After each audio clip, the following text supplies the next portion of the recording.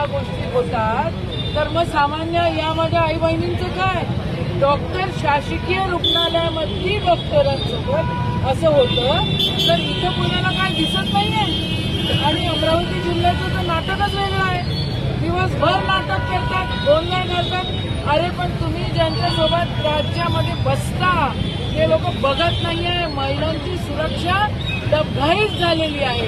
एका डॉक्टर महिलेचा जर खून होतो तेव्हा तिला प्रवृत्त करून तिला जर आत्महत्या करण्याची वेळ येते आणि स्वतंत्र मुख्यमंत्री आणि स्वतंत्र होम मिनिस्टर आपल्यापाशी नाहीये तर या सगळ्या गोष्टीची सांगड चुकीची आहे.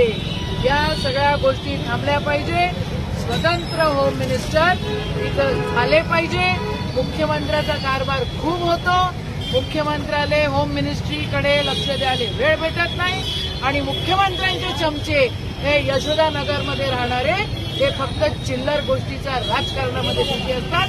आता प्रश्न आहे शेतकऱ्यांचा, आता प्रश्न आहे महिलांचा आणि महिलांच्या सुरक्षितेसाठी शेतकऱ्यांच्या मागणीसाठी जे लोक रस्त्यावर उतरतात त्या लोकांना हे नौटंकी करत राहतात. हे बंद झालं पाहिजे. खऱ्या अर्थानं शेतकऱ्याचं प्रोटेक्शन झालं पाहिजे, त्याला आधार भेटला पाहिजे. आणि माझ्या या आई बहिणी या ठिकाणी आलेल्या आहेत. आज आम्ही